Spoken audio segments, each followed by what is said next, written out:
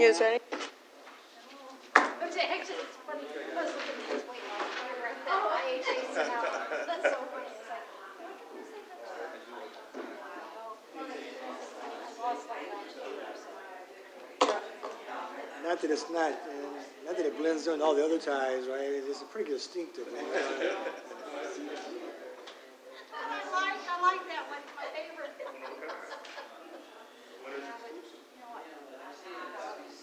2023 summer edition. Let me see a few more. Yeah, a few more. Need to roll out. Ryan's been. Yeah, the one that was. Yeah, it was on. Is it called Taylor Made or something like that? Jose. What's his name with Jose? Not Gary. Oh, okay. Frozen Calendar. Yeah. Okay. Yeah.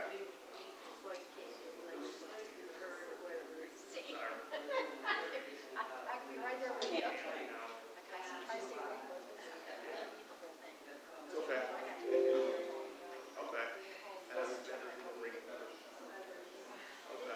If I saw him again. The brownies are about this size.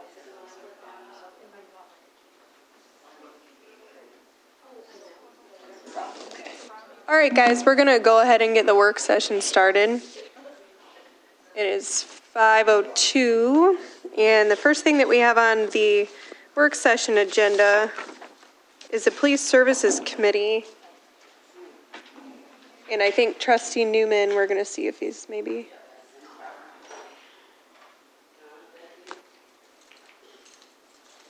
Yeah.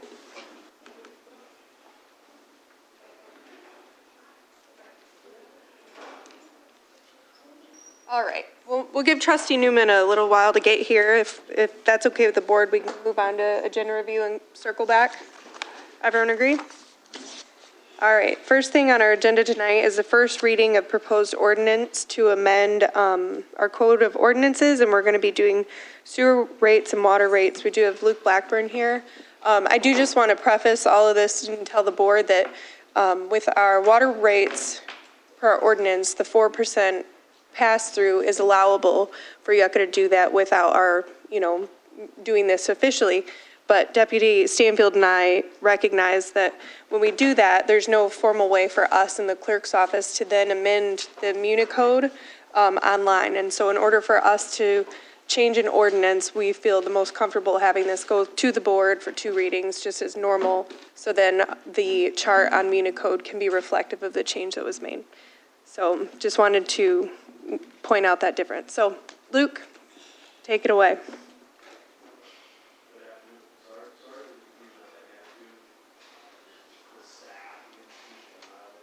There we go. Sorry about that. The institutional knowledge for how some of these ordinance changes have occurred over time is different, and the staff that has handled those in the past are just not at the authority anymore. So sometimes learning on the go. In regards to the agenda items before you tonight, YSA recently finished our annual budget for fiscal year 23-24, and one of the main drivers or highlights from this year's budget was kind of a rebound year is the way we look at it. Coming out of COVID, usage in the system had definitely declined, revenue had definitely declined, and we were feeling that at the authority. But last year, just a little north of 3%, we had consumption go up, revenue increased, and really the question at this time for us was last year a really good year moving forward? Coming out of a COVID recovery, or is this going to be the new baseline? We're really not sure. There's a long-term trend in water consumption going down over time. We know that. Sometimes historically rate increases barely cover the loss just in consumption from the previous year. This year, we are budgeting for, we call 474,000 MCF for units and water usage. We did provide that in some of the backup documentation in the packet. We forecast revenue to be approximately $48.4 million, with expenses coming in at about $49 million. Some of the main drivers behind the proposed increases are utilities. We expect to go up about $225,000. The main component of those utilities would be natural gas. Natural gas, a major cost at the wastewater treatment plant, does come from the, we call it a fluid bed incinerator, but it uses natural gas to combust the material that we place inside of it. And our contract with the supplier ends probably 3/4 of the way through the fiscal year. And we have already kind of been given a heads up that the cost and that rate is going to go up substantially. We've been benefiting from by a lower rate for the last couple of years.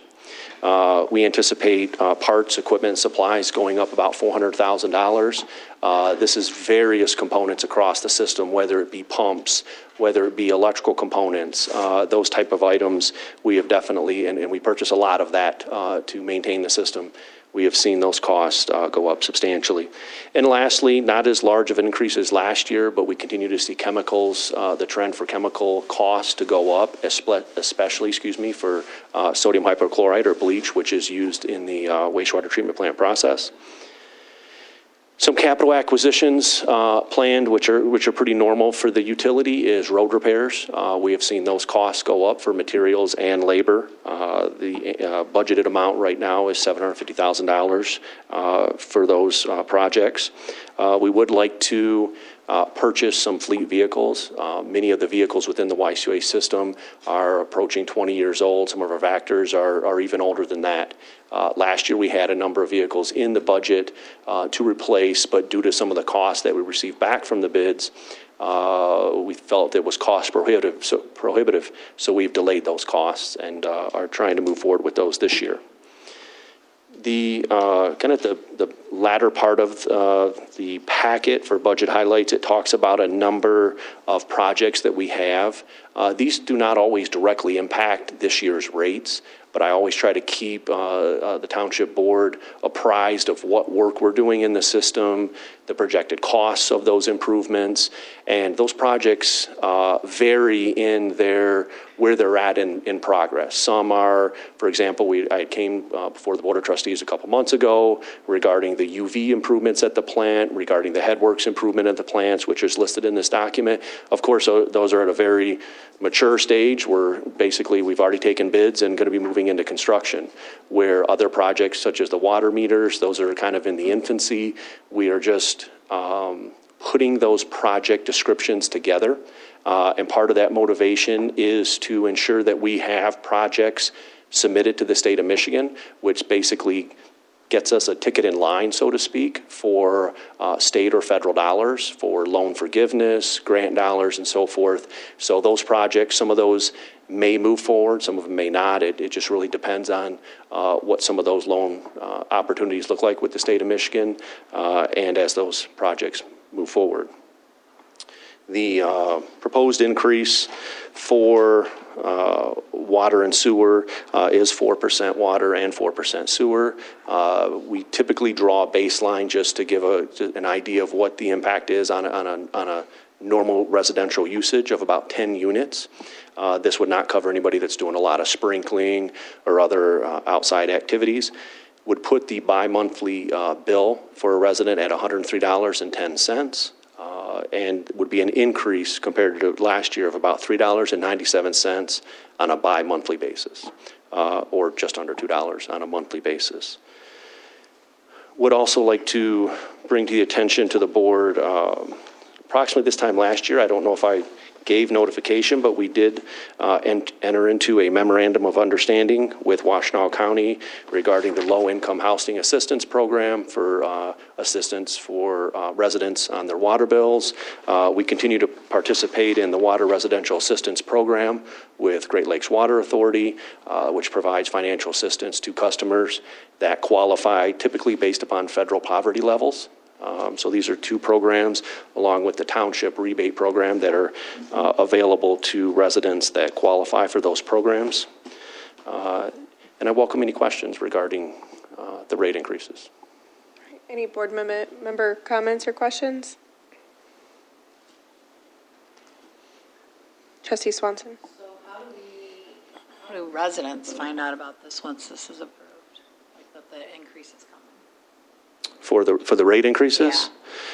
Typically, they're provided notification within their water bill. And Trustee Swanson, just as a matter of, when we do ordinances, those do get posted in paper. I mean, we know those aren't easily read, but in your water bill. Any other comments or questions? All right, thank you, Mr. Blackburn. Thank you. We'll move on to item number 3, which is request for approval for a change order number 1 for the purchase of 3 Ford F-150 snowplow trucks from Feldman Automotive.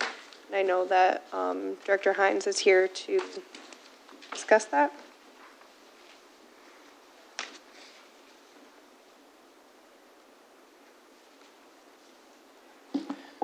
Good evening, John Hines, Recreation Director. Yes, so today I'm bringing a change order with the agreement with Feldman Auto for the bid for the 3 F-250 trucks for the Parks and Grounds Department.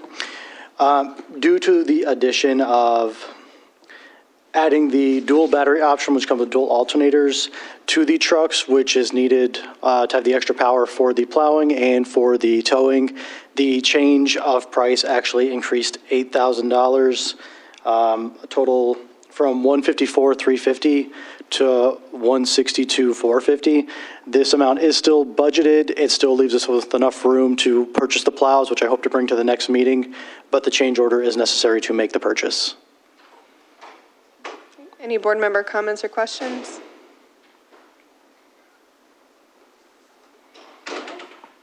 Thank you, Director Hines. Hearing none, we'll move to Thank you. item 4 and welcome Trustee Newman. We'll circle back to police services. The next item on the agenda is authorization for circuit court litigation to abate a public nuisance at 580 Kansas. Director Kingsley is out this week on vacation. Attorney Winters, did you have anything you wanted to add for this property?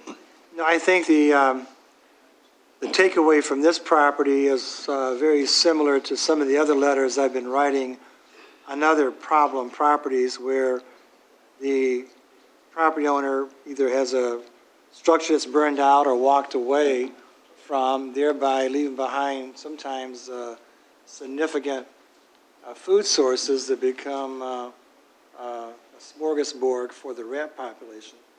And not only does it overwhelm the house that has been vacated, but it also starts spreading into neighboring properties. And we have these so-called, my words, hotspots all over the township, and this is one that is having a tremendous negative impact upon that area of the township, and likewise some of the other ones mentioned in previous letters, 1152. So right now I do think that we were able to get under contract Orkin to start servicing this property and maybe some of the neighboring properties. At the same time, the house has been condemned for all the reasons that are set forth in that memorandum, and therefore the request to proceed to litigation was made by Belinda Kingsley. Thank you. Any comments or questions from board members? Yeah, I'll make one. I'm concerned about, like, I know we have the baiting that they do in the sewer systems with the drain commissioner, Evan Pratt. And then, but I think the problem's getting bigger than that particular option. So I don't know, like, what we need to do to be thinking, because rat infestations just get worse. They don't get better on their own. So I'm concerned that I hear neighbors, I hear people in certain neighborhoods, most of them on the northeast side. And, you know, they're taking care of their yards. They're taking care of their yards, but the rats are moving across and they're catching a lot of them. And it doesn't sound like it's all just like in the sewer system. So I think we need to take care of stuff like we are, but I think the problem's getting bigger than what our approach might be at this time. So I would like to see us consider some other mitigation options, or at least look into what other communities do when they have a growing vermin problem. If I could just add, I think that in my conversations, I tried to allude to it in previous correspondence, but I think your township has to move from a reactive mode mindset to more of a very proactive. I don't know if it starts at Neighborhood Watch, that may be one place to begin, but the information, the harboring, the food supply, it's not just the sewers that are causing this issue. And anybody that knows anything about rat population knows that the gestation period is so short that a pair of rats can produce hundreds, if not thousands, of rats in a very short period of time. So it can quickly overwhelm a neighborhood. And I'm not just saying that to be, it's very serious. I mean, you really can. And so when you have neighbors that are saying that they have evidence of rats brewing in their yards, that's a very real issue. And it goes to the heart of trying to maintain neighborhood stabilization when you have that kind of a rodent problem. Ypsilanti Township, many other communities downriver have dealt with this issue. I know Taylor has for years. And so there's got to be maybe a more proactive approach. I'm not sure what that looks like, beyond the fact that we need to probably do something that's going to go beyond what Evan Pratt's office is doing. But that's just my overview as to what's going on right now. Thank you. Any other comments or questions? Oh, Ms. Kaiser? Yes, with the rat population, I, in the winter, feed the birds. And this spring, I saw a rat out eating some of the bird food. So are more people feeding the birds that is causing the vermin to come in too? I mean, my solution was stop feeding the birds, but I have never seen rats in our neighborhood until, quite a few weeks ago. Thank you, Ms. Kaiser. All right, moving to the next agenda item, we have a request to approve the recommendation for Ypsilanti Township to consent to the revision to the plat, and this is for a vacated alleyway at 944 River Street. In the packet, there's a memorandum from Deputy Assessor Brian McCleary, just explaining that when an alley or roadway is abandoned in Michigan, the adjacent property owners within the same platted subdivision are entitled to add that abandoned property to their property description, and by way of us doing this would allow them to do that. And I know Attorney Winters was also involved in this as well, if you have any questions. Just one comment, if I can, that the Township Board could also authorize tonight for Clerk Rowe and Supervisor Stumbo to actually sign the consent form. Therefore, we won't have to go to court because they do give you the option of, once you approve it, to sign the consent. So if Clerk Rowe and Supervisor Stumbo sign that, I can get that filed with the court and the case will be out of the case. Is everyone here comfortable with that? That I think is favorable to me, I'm sure. Okay. Thank you. Do you have a question, Deb? I asked it before, like the location is what I was trying to understand, because I know it's not the part of the road that if you head west on Holmes and past the, I think there's a pet cemetery on the north side. It's not that stretch of alley, is it? Brian McCleary did a pretty good map on that one, the question that you asked him. Yeah. And I can probably dig that up, but I don't think it is. But Okay. That was my only the concern. question you raised here, I think he did Okay. do a map and kind of answer that question. It didn't look like it, but is that in the packet? Yeah, this is not in the packet. We could Okay. add it, but Trustee Swanson's question, and I can send this to Lisa to have her post up there for later if you'd like, but it's north of that property between these two red lines here that Deputy Assessor posted. So I'm not saying that's a great option for driving, heading down Holmes and getting to that section, because it's not cared for very well. But it is an outlet, and so I just wanted to make sure that's not what we're agreeing to. And if that's not the case, then I'm fine with it. Not that we would, I'm not even sure we'd have any recourse if I wasn't fine with it, though.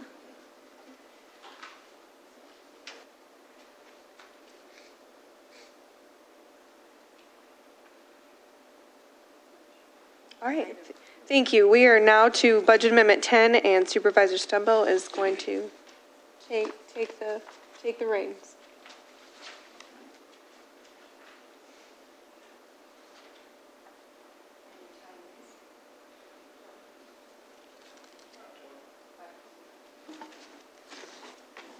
Stumbo arrived at 5:20.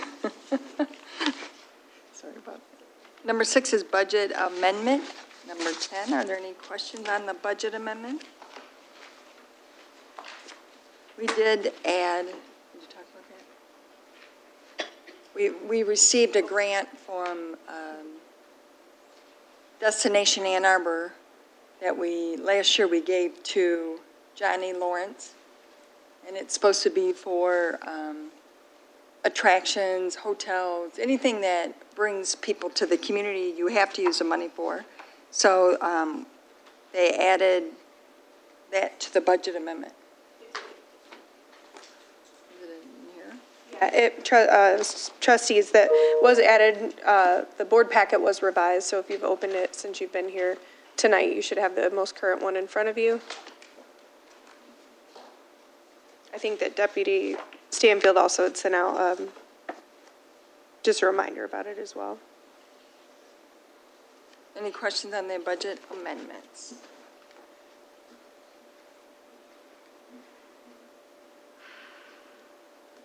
Okay. Authorization and bids, we have the request to seek sealed bids for the fence replacement at the Hewitt Road Fire Station. That'll be brought back to us. And then we have a request to award the bid for the purchase of one 2024 12 passenger plus 2 wheelchair passenger bus to Tesco in the amount of $119,072, and award the bid for the purchase of one 15 passenger bus to Highland Bus Company in the amount of $84,797, which is budgeted. And just to refresh everyone's memory, we used designated ARPA funds. Oh, John's here. Oh, excuse me. John? I didn't know if you needed me to speak on this or not, but yes, so we did get the bids back for the buses that were approved for the ARPA funding, one for a 12 plus 2 wheelchair passenger bus and one for a 14 plus bus driver 15 passenger bus. So the amount for the 12 plus 2 is $119,072 through Tesco, and then the amount for the one from Holland for the 15-passenger bus is just over $84,000, which was considerably lower than Tesco's bid for that. So the combined price for both buses is just over $200,000, which $225,000 was budgeted. So it leaves enough in the fund still to wrap the buses in the township logos and any incendiary costs, but there should still be some left over to release back into the roads fund. Questions or comments? Madam Chair. Yes. John, I'm very happy that the senior has gotten a piece of the ARPA fund for the buses. My question is, when you go on a field trip, you said 112, 114. Mm-hmm. I'm pretty sure there's other seniors that may attend trips. Do you alternate trips? I mean, like if you go to Frankenmuth one week and you're taking it and they're at their limit, do you do another trip, or do you see there's more seniors that would go? Sure. If there was adequate buses eventually. Sure. So I do think with this addition, it's going to make a benefit because we go from our current size bus, which is just over 20 folks, to now being able to take up to, say 12, so 26 people. 26. So the nice thing about this is also allows us, one, to offer some future youth programming, but two, when it comes to the senior program in particular, we do like lunches out. So it'll be able to do more of those and not take the full bus for that. And the benefit to go into the 2 minibuses was, of course, for driver availability, because now you just need a chauffeur's license instead of a CDL. But to answer your question about the amount of trips and where they go to, Nicole does a great job kind of mixing and matching where they go. Some are a little bit further away, but then you have Firekeepers and Eastern Market are the two most popular. They kind of on a reoccurring monthly schedule. And then the other kind of theater trips pop up as they kind of allow. But she does take notice for the trips that do tend to fill up to offer more of those, in succession. Okay, I guess that's my question. Now you have room for 6 more, I guess. If there were more seniors that wanted to go, have you ever had to deny them? Because there's no room. That's what I guess the bottom line is. Unfortunately, yes, if a trip does fill up, some of them are just more popular than the other. I think last year, Lion King was in Detroit, and that one just, a lot of people wanted to go. It's a great show, and unfortunately, that's not one that they could do again, but then they did offer another, I don't know if it was Aladdin or what it was another themed theater trip just about a month later, so some of those folks did go on that trip. But you try to offer the repetitive ones, again, Eastern Market really does fill up about every time we go, to do those more often, so the seniors do get the opportunity to go on the trips. And I'm hoping realistically, it should, with getting 2 new vehicles, that we're not going to have kind of the issues that we've had with the last bus just being out of commission, because that's been the biggest kind of harm for the program in terms of trips. Well, I'm very pleased they're getting the buses. Thank you. Oh, they are too, and they thank you guys. Other questions? Yeah, I just want to say thank you, Trustee Peterson, for that question, because that's a question that I was wondering about, but I also just want to echo what you said. Anybody that I've talked to, the seniors, they've said they're thrilled to be getting the new buses, so it's good news. That's wonderful to hear. And just the last update is the 12 plus 2 passenger bus should be ready at the beginning of 2024. The 15 passenger is going to be probably early spring 2024. So it's still a little bit of lead time for them to be constructed, unfortunately. We're not going to get them, in 2 weeks, but they'll be coming in similar time.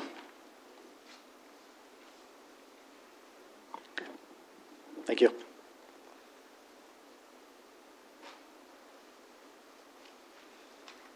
The one company, Tesco, is from Ohio, but they have service areas in Michigan, right? John? One question I had.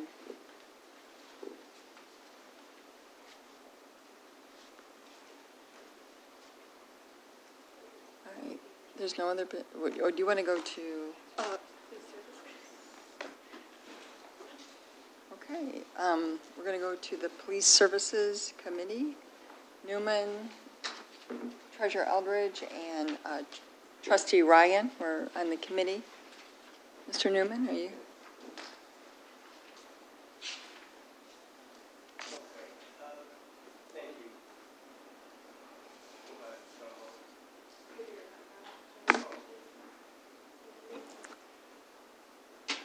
The letter written to the board mainly states what the purpose is.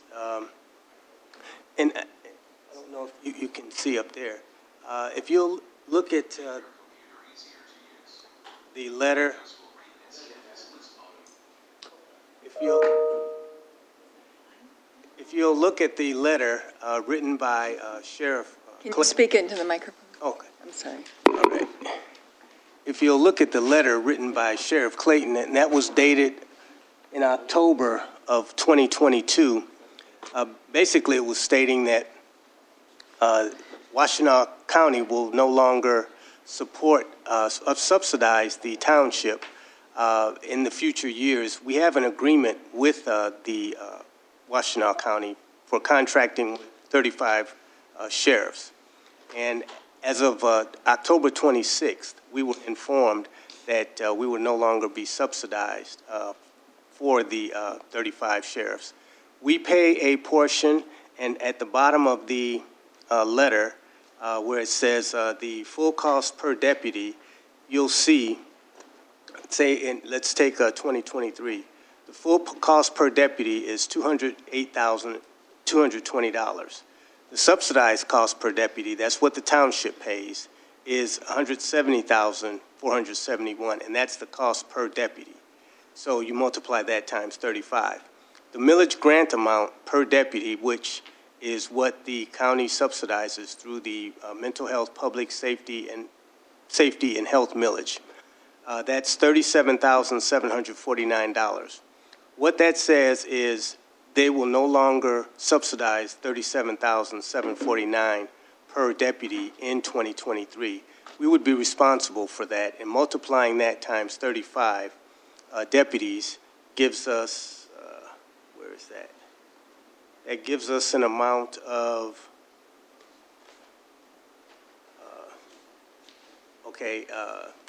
in the middle paragraph on the first page, that gives us that, multiplying the difference of 37,749 by 35, gives us a contracted total of $1,321,215 just for 2023. We would no longer be getting that subsidy from Washtenaw County. Therefore, what they're telling us is in our contract for the next, 4 years, that we would be responsible for paying. So in the future years, we will be responsible for paying up to $5.966,485,000 just for the contractual obligation that we will have, that we were expecting from Washtenaw County. Having that in mind, we took it upon ourselves. We've been trying to obtain information from the Washtenaw County Sheriff's Department to little or no avail. The information we've received is not the kind of information we can use to produce our analysis that we need. And so we've been trying since February, and since that time, we've been patient enough to try and give the sheriff's office enough time to come up with explanations for how they arrived at these figures.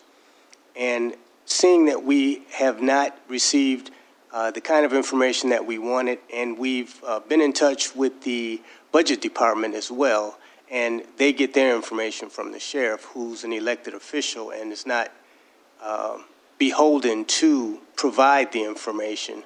So with that in mind, we're examining all alternatives and looking to seek the services of a consultant to see if a police department, our own police department, is a viable option.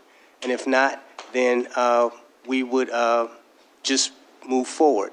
But we at least owe it to the residents and, to find another alternative to this, these options that they have given us or not have given us.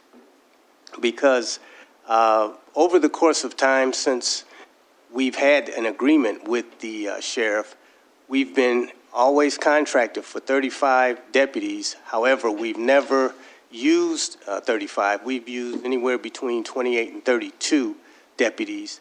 So at some point, we have to be responsible enough to explore the opportunity to create our own police department. And that's pretty much my statement. The letter basically states in the middle paragraph, states what I stated. And the next paragraph stating that we tried to get the information from the Sheriff's Department. And, each year the cost of our subsidy would also go up. So it does not provide the stability that the township needs to move forward with contracting police services, because if it goes up, it will constantly go up, and there is no stability. So at least we're looking at least from having a police department ourselves, we could have some stability after the police department is set up.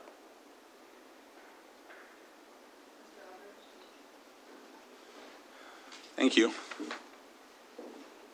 Trustee Newman, thank you for that.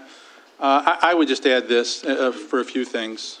First, this look into whether the township would be best served by continuing the relationship with the Sheriff's Department or looking elsewhere is in no way reflective of the job being done daily by the men and women that wear the uniform and go out every day to protect this community. So I want to make sure that that's clear. That's not an issue. What the concern is the ever-rising costs of providing police services within Ypsilanti Township. I know Attorney Winters, Supervisor Stumbo, and I have been here the longest and have dealt with this for many, many years with the ever-increasing cost and the inability of the township to receive a thorough breakdown. We generally get a very broad and generic breakdown of budget pockets, but trying to get inside those pockets and really discern what the costs are and why the increases seem to be at times in recent history somewhat higher than in past has been very difficult. Trustee Newman has done a very good job of trying to discern that information through County Administrator Dill, who we've met with. He was very forthright in that while he helped define the police service unit cost when he was a member of that agency, he no longer has that ability. He can request, which he has done from the sheriff, to provide a more thorough breakdown. However, he cannot direct the sheriff to do that as he's an elected official. We've not been able to gather those costs, and as Trustee Newman indicated, I think it is time for us to bring a consultant in to help the township look at whether the current model is the correct one or if there is another feasible option out there that will provide our residents the police services that we need at a cost that we can handle. The other part of this is that current mental health millage is due to expire in the very near future. The county used to provide that additional money from their general fund. They are no longer of the mindset to do that based on what we've been informed. They are now using money from that mental health millage to provide what Trustee Newman has listed as a subsidy. Once that millage expires, there is no guarantee that the county will go out and seek to renew that millage. And even if they do, there is no guarantee that that millage would then again pass. So that's why you see two different pricing models. Without that current millage money, in 2026, I believe, our cost per deputy would rise to over $240,000 per service unit. When I saw that price several months back, I began to call other sheriff's agencies within the state of Michigan who also provide contractual services to communities within their counties. Each time I made those calls, the response back was a price being charged to their communities substantially lower than what we are currently seeing. I also called some municipalities within our region to see what their costs were for officers within their cities or villages. Substantially lower than what we are currently paying, and future costs would be lower. So again, I think when you take all of the issues into consideration, it doesn't leave us a whole lot of alternative other than to do our due diligence to seek the assistance of a professional to see if we're on the correct format that we currently have, or if there is a different one that will provide us the same level of law enforcement services at a more reasonable, efficient, you can pick the word, but a better cost model. So I think that's the concern. As John also mentioned, while we contract for 35, I don't recall any time in the most recent past and maybe the supervisor or the attorney can help me, or the clerk, but we're continually below that number of 35. And while I understand finding people that will look to go into law enforcement is difficult, during those same calls I made to other county sheriffs in the area indicated that they were fully staffed with road patrol deputies, and in most of the cases with correctional officers within their jails. So just trying to figure out, one, the cost issues that we're facing, and two, the personnel issues that we're facing that don't seem to be reflective of other county sheriffs in our area that at least I've spoken to. Again, the three-person committee, trustees Hunter and Newman, and I have tried to gather that information. The supervisor has tried to assist. County Administrator Dill has tried to assist. He has been very forthright and very good to work with in this, in all honesty. He is just at a point where he cannot mandate an elected official to provide further information. If I've said that incorrect, John or Ryan, please let me know. But yeah, again, I can try to answer any questions that you have, but I just want to make it clear that this look, should we as a board decide to move in this direction, is in no way reflective of the men and women that go out every day and provide service to our township. Trustee Hunter, do you have anything to add? Well, thank you. Hard to follow those comments because they were so, I think, perfectly stated and encapsulated where we're at. I will say I want to give acknowledgement to Trustee Newman for his leadership with the committee so far. And certainly with the conversation we had, Mr. Eldridge definitely provided a lot of context and history. So it was just very insightful. You know, I'm very new / young in the role, so learning all of the complex issues at play here was like drinking from a fire hydrant, they've said. So, but at the end of the day, the bottom line here for me, from where I sit, is this is a conversation around cost, value, and community. And as it's been laid out right now, the model that has been presented to us just doesn't really seem sustainable or particularly viable.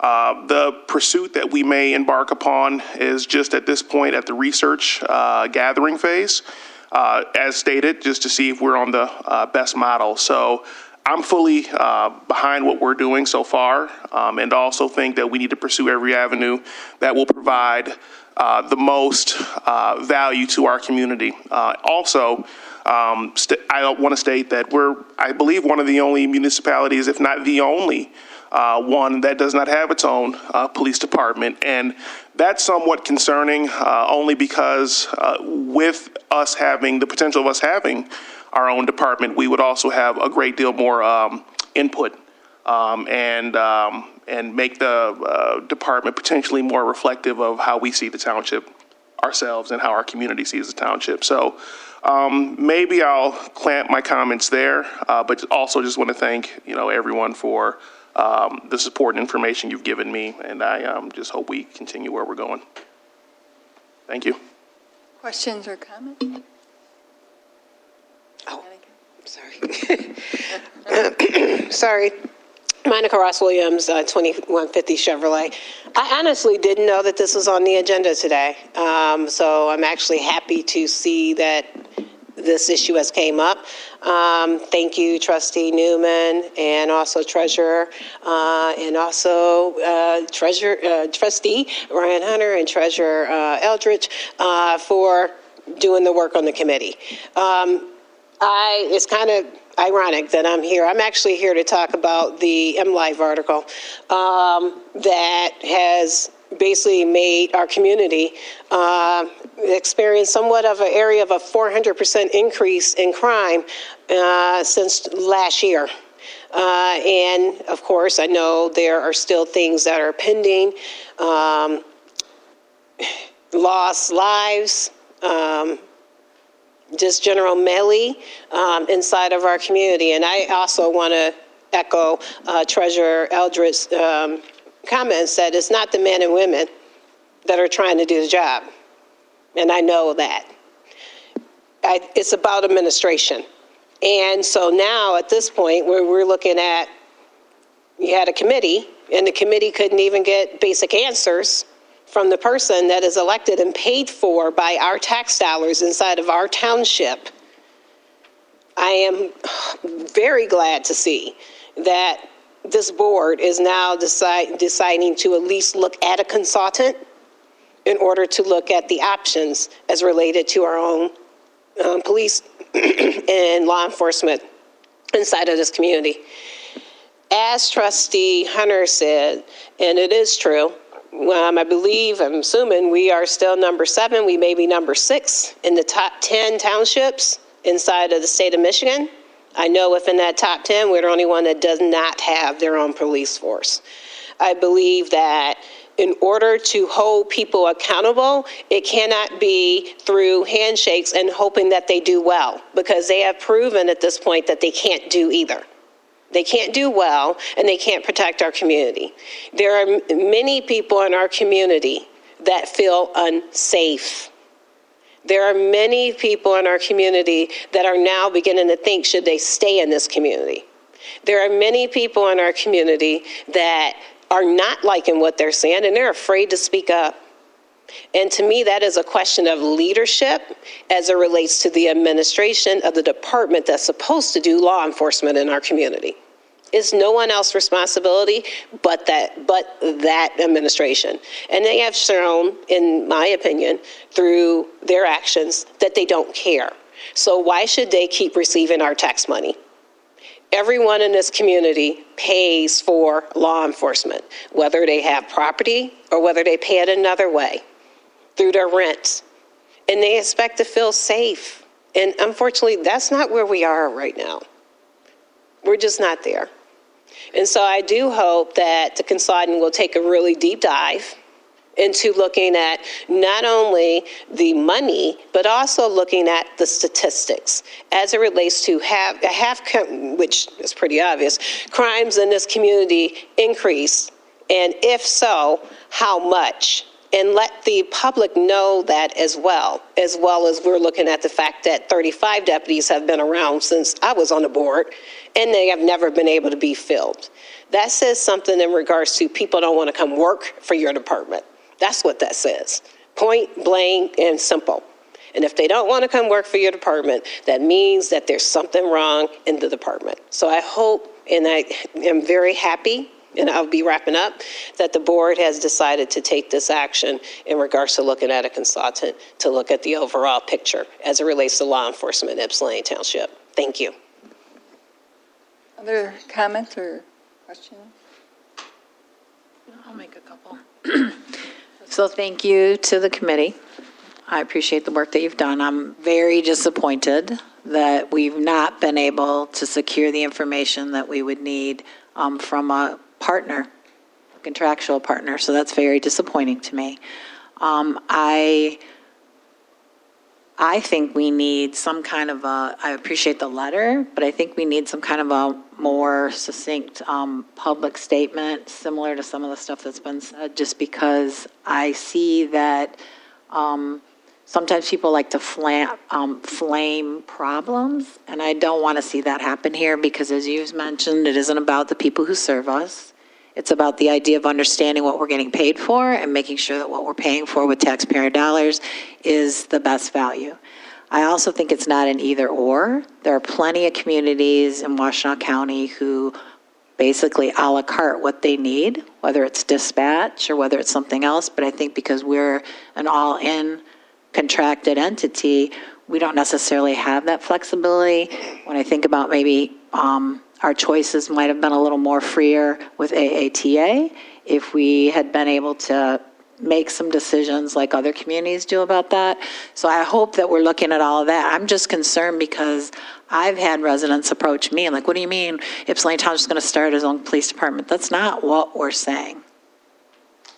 We're going to do research to make sure that we're making the best decision, but I don't think anybody's running out to go start a police department tomorrow.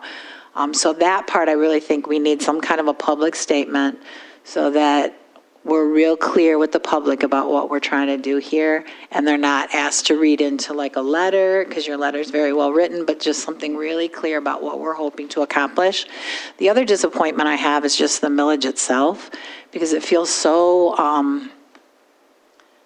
unfair is the word that's in my head, but maybe that's not the right word to use, that we voted for something, and even the idea that they're subsidizing us, they're giving money to all of the communities that they were collected from. And if they have their own police department, they're getting money too. It's just not for that purpose. So it's like they've created a situation where they're making it look like we've done something bad. And that's really not what happened here. Like, we don't have a choice. Like, the millage is being collected. It was collected for a purpose. And so even changing that in the middle is just so disappointing. And to not be able to sit down and have those conversations, to just have that dictated to us, kind of spells a big problem right there. So that part I'm concerned about. And then maybe I just do not get it. I don't understand any elected official with a budget that uses public dollars not having to explain how they're using those dollars. I do not understand that. I don't mean that as a statement against anybody, but I mean, for even the county administrator to say he can't mandate that.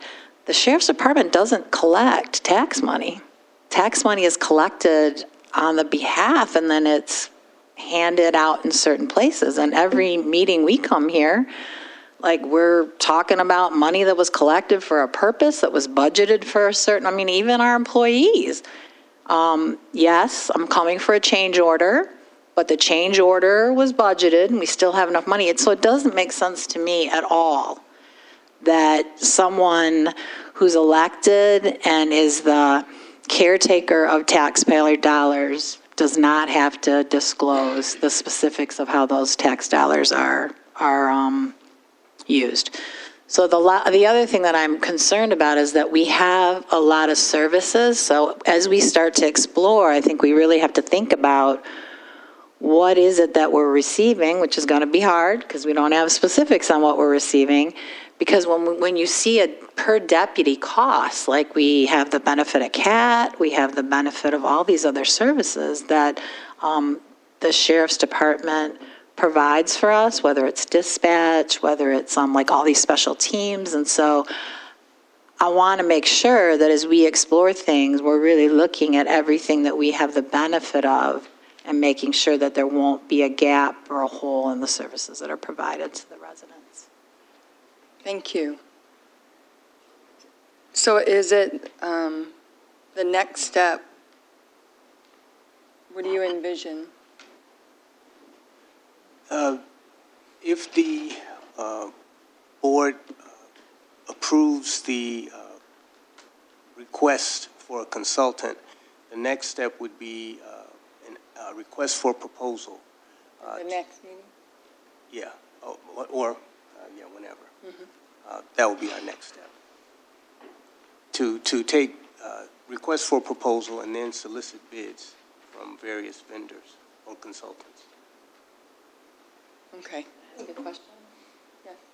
So do we have the ability to, because we only meet once a month, do we have the ability to allow the 3 full-time officials to create the ability to go forward, or are we going to have to wait a whole nother month to be able to create an RFP? Or however that's phrased for getting a consultant. Well, thank you, Trustee Swan. That was going to be my suggestion. Because we're at this time of the year and the meetings are so far between, if this could be something that is added to tonight's agenda under other business, simply for the board to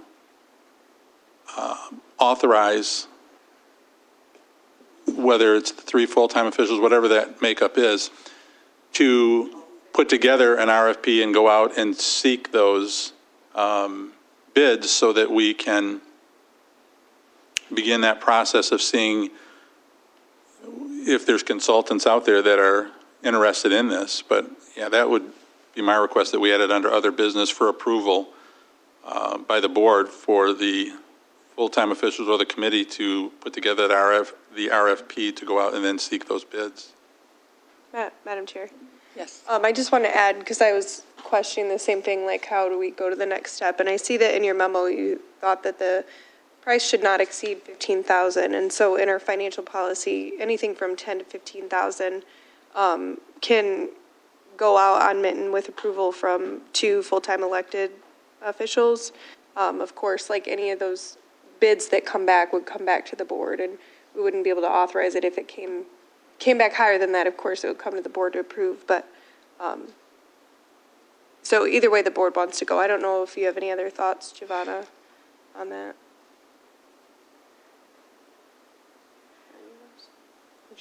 So I don't, what I'm saying is I don't know that we need to vote on, I think in our financial policy, we can, if you all get a bid out, we can put it out with just approval as is without formal board action. But I don't have a preference either way, whatever the board's pleasure. Some clarity. So you're saying that you really don't have to do a motion if it doesn't exceed $15,000 to get a consultant?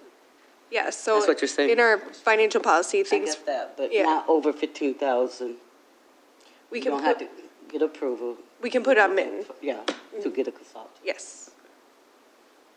Did you want to ask our accountant if a budget amendment was needed? Was that what you were getting at when you were asking the last question? Your trustee. You, trustee. So what I was trying to explain is that I think that we can put it out to mitten as is right now without adding anything under the other business. And then after that, we would have to come back to the board with whatever bids we had with a budget amendment at that time, if it was appropriate.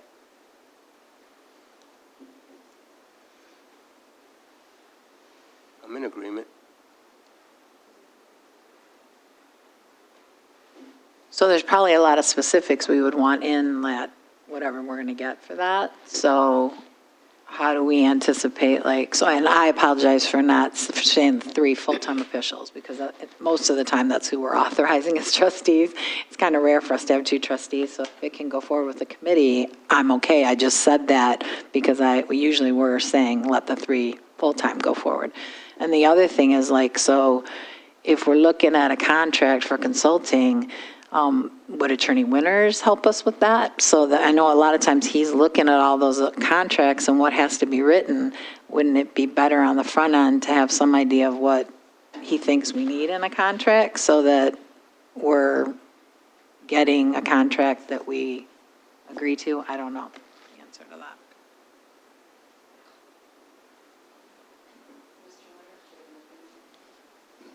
Well, I've been listening, and during this last 5-6 months, I've written my share of letters on this issue. I think that if the board's going to proceed with an RFP, one needs to be drafted to actually define what you're asking a consultant to perform, what objectives are going to be established and criteria for that consultant to make that responsible proposal. So that has to be drafted, I think, first and vetted and somewhat reviewed to make sure that everybody's proceeding on the same page. So I think the first step would be to have the RFP prepared, and once it was signed off on and approved, then it could go out for the mitten or other sources of advertisement that the board has used in the past. By not being a committee member per se, but being the attorney to help at least provide some information to the committee members, I would just add the following comment if so permitted. In looking at the October 26, 2022 letter from Sheriff Clayton, the very first page, therein pretty much lies the dilemma that any township or board is facing if, in fact, the full cost per deputy without any subsidy, if, in fact, it is $244,315 in 2026, that comes to a total of $8,551,025. I'm not sure what the millage rate right now generates per mill, but I thought it was around 1.5 million. Brenda, is it 1 point, how much is 1 mill? But the point I'm making right now, 1.7, okay.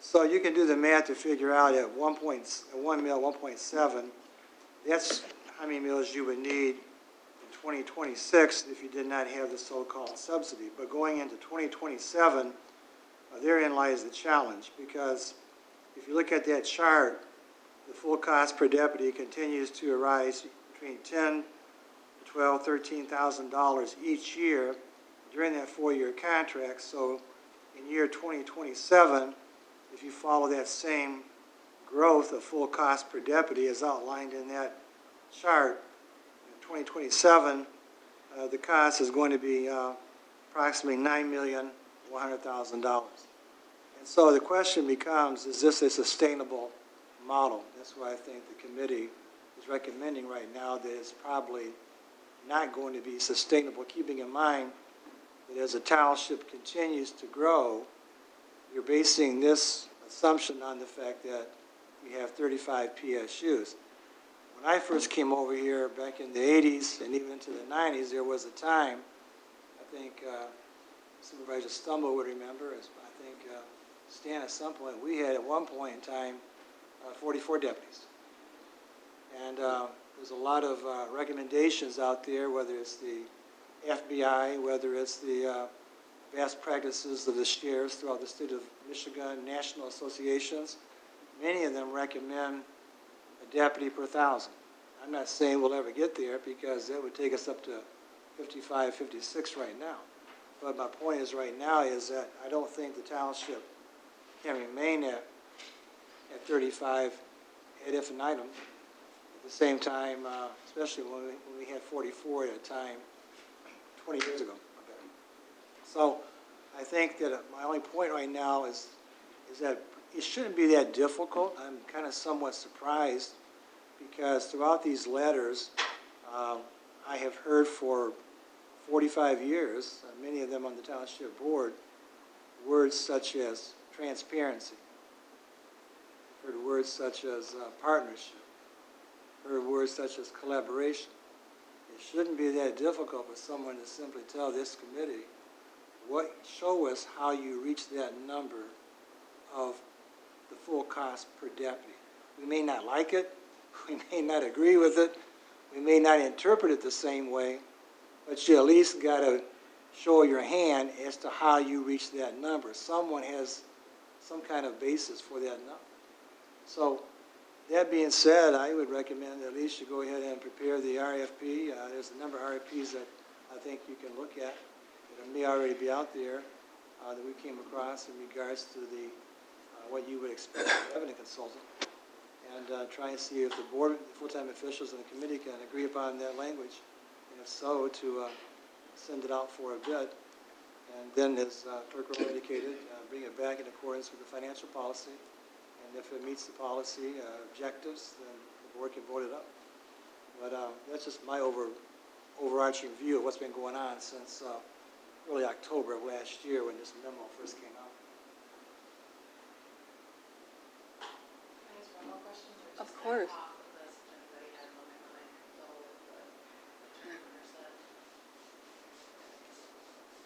When you were multiplying the, like what the subsidy would be times the number of deputies that we had, like, do we have any idea whether that's on par with like what another community that doesn't have their own police force is receiving from the millage? Like, do we have any idea if that's, because I know they based it on population, and we're a pretty populous place, so they didn't base it on how much money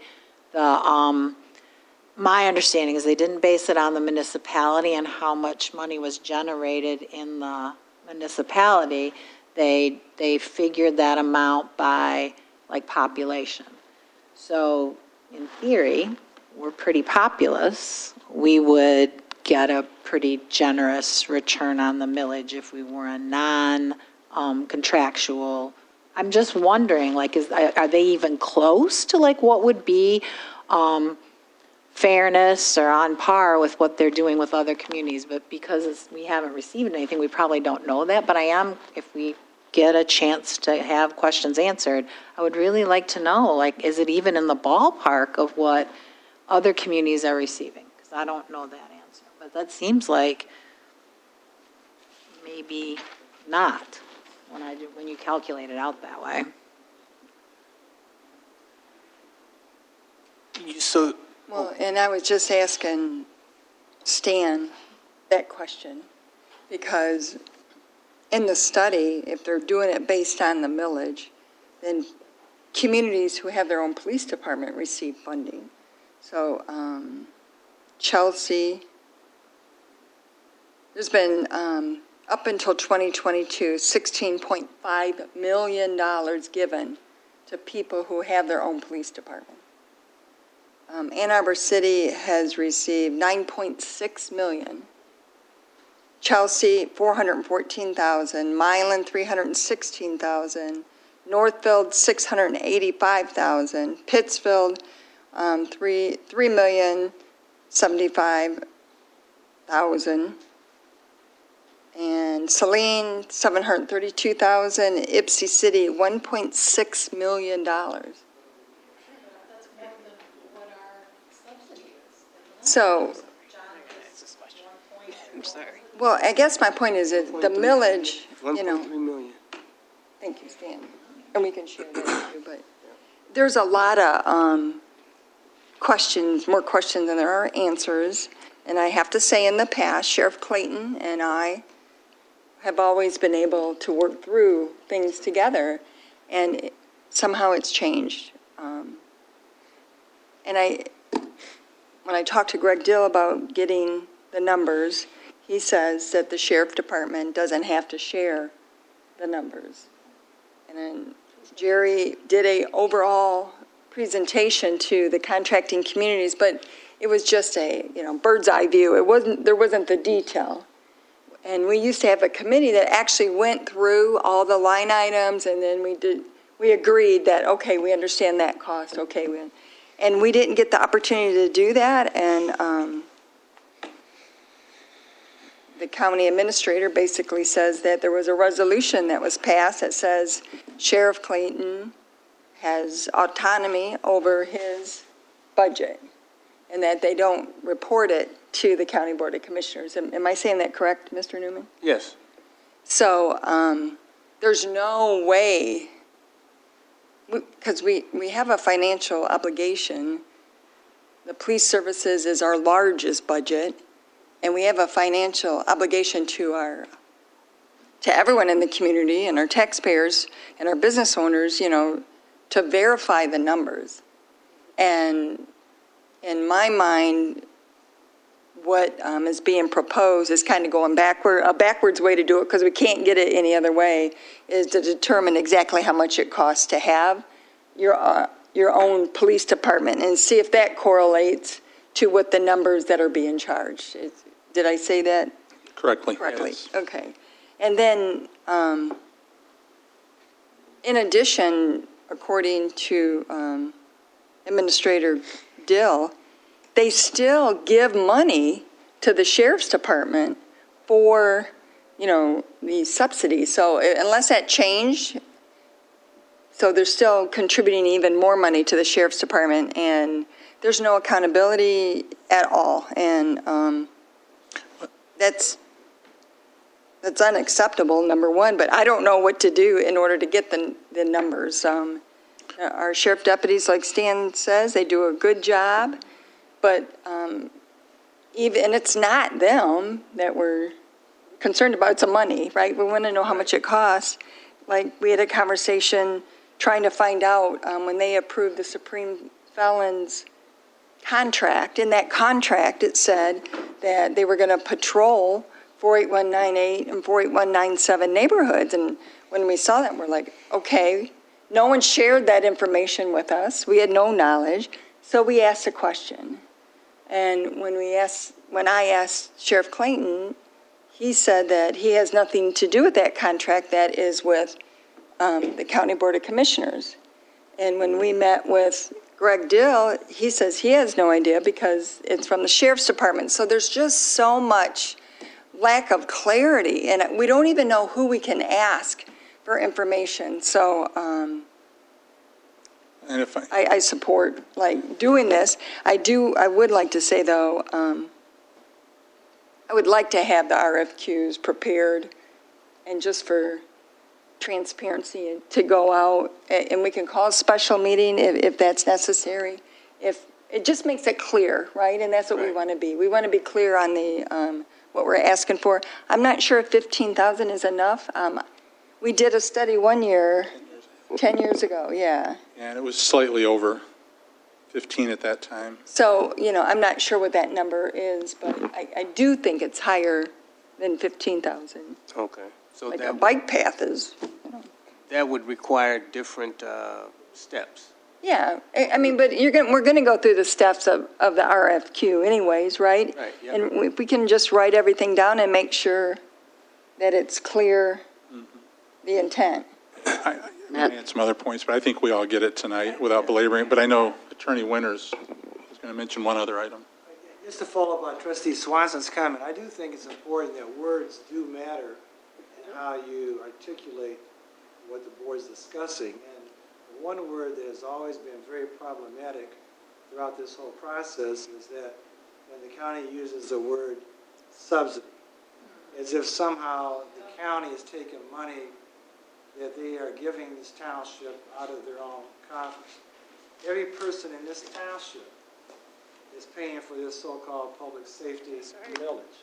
Those dollars that are going over there are taxpayer dollars coming from Ypsilanti Township residents as much as they are the entire county. So don't be, I think, somewhat, my word, fooled by this use of the word subsidy. This is taxpayer money coming out of the pockets of township taxpayers, and while they may say we're going to reallocate some of those dollars back in the form of what, quote, a subsidy is, the bottom line is, at the end of 4 years, the number that really sticks out, without being redundant, is the 244, 315.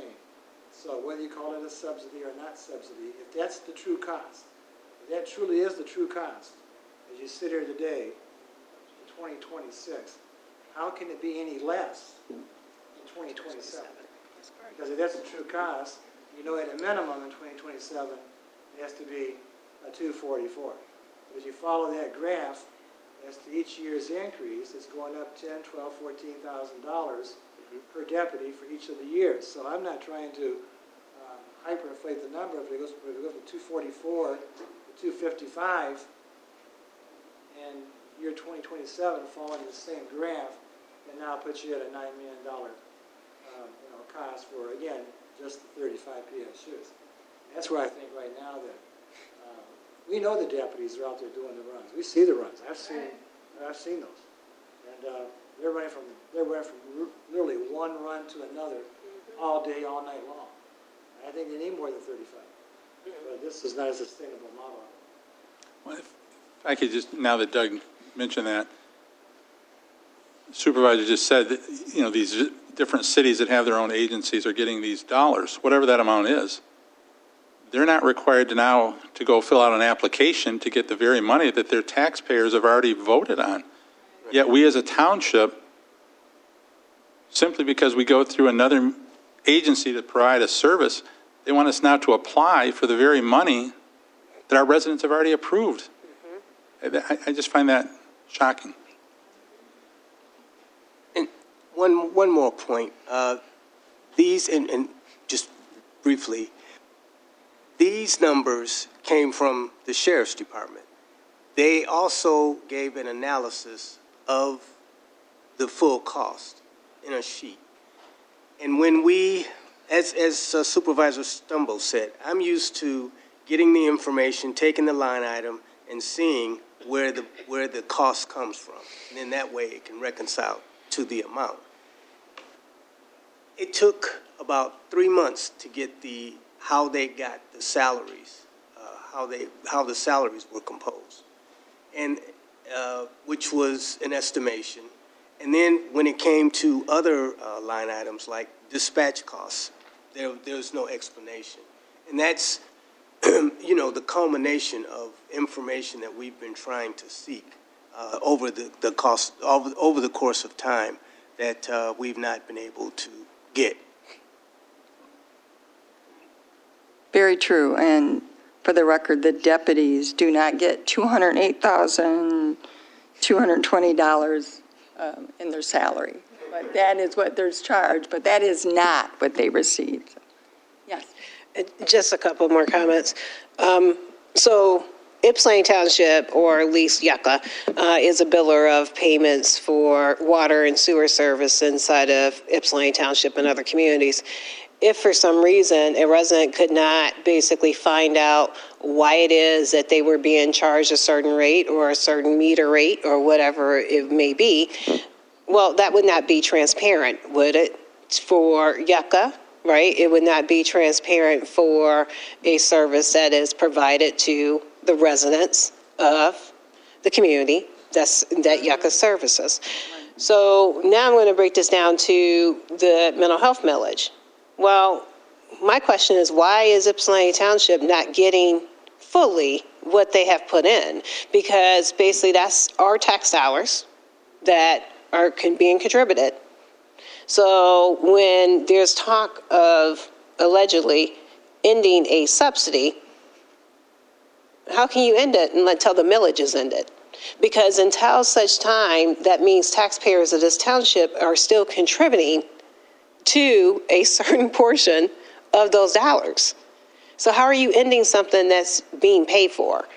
And then next is, I don't understand the transparency issue with the administration of the Washington County Sheriff's Department. They're accountable to the taxpayers. Maybe they forgot that. So even if for some reason the Board of Commissioners basically says that the sheriff does not have to show anyone his budget, he owes the taxpayers his budget because the taxpayers pay his salary and they provide for his police department. Now, if he wants to privately go and raise money for his police department, then that's totally, you can be unaccountable as much as you want. But just for a Board of Commissioners to even accept that is just absolutely asinine.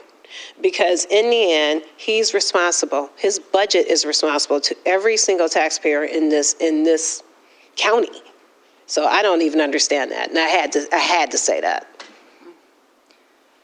And the millage has grown quite a bit for the public safety, and I do know that the mental health millage, they do an overview quite frequently on how they're spending the money from the millage. But we really don't get that from the Sheriff's Department. And if I recall, 2018, it was about 15 million, and 2022, it was 20 million. So 1 mil generated 5 million more dollars that are split between the sheriff and the mental health millage. But we have no idea where that money's going. None, absolutely none. And that is unheard of this day and time, to not be accountable for the taxes that the people pay. And it is through rent as well, because as you know, and now they're getting ready to do another millage, and our taxpayers they're overburdened, not only here, everywhere. People are struggling. Their rent goes up every time a cost goes up, every time a millage goes in. It's passed on to the renters. It's increases the cost of everything, businesses. So I think we need to really be advocates for taxpayers. And this is part of our job, to verify where the money is being spent. And I know our taxpayers expect it. So $5.9 million is a lot of money. And to ask questions, and I don't think it's too much to ask. It has not been too much to ask in the past, but for some reason, this time it is. And I don't think we have any other choice but to, since we can't get the numbers, to find out what would it cost to have your own and see if they match up. That's the only way that I can think of doing it. So I agree with you guys. So this will come back to the board, and we'll call special meeting if needed. Madam Chair, let me just say this. Special meeting to try to assist in getting a consultant. Is that The what you're saying? request for proposals, Proposals. and so people can, if needed, you know, if you guys, we can call a special meeting in order to authorize a request. We could not do that under new business this evening. We just don't have the written request for proposals. That would be my only, I want it to be clear. And I'm just one board member, but that's just my opinion. It would be better if it was written out on exactly what we're trying to achieve here. Gotcha, thank you. You know, so, because they will take stuff, they're going to do it anyways, they'll spin it, and Got it. run it through their media executives, and, you know, and we don't have any of that, but if it's pure, it,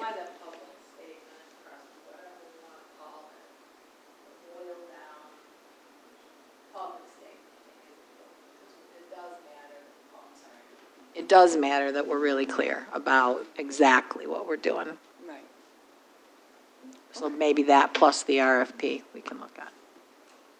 All right. So, So would that go through a newspaper or social media, the letter that trustee Swanson is speaking about to explain to the community? Or how would we distribute that? I was thinking to just go with it, like in our packet. I mean, if it needs to be distributed in some other way, Oh, okay. I just want to be real clear so that everybody can see what we and why? are thinking and why. Yeah, here's what we're doing, here's why, here's the RFP. Okay. Because the first thing they'll do is say that we don't like our deputies, and that's not, there's nothing further from the truth, nothing further. All right, well, that concludes. All right. The time, it's 6:21.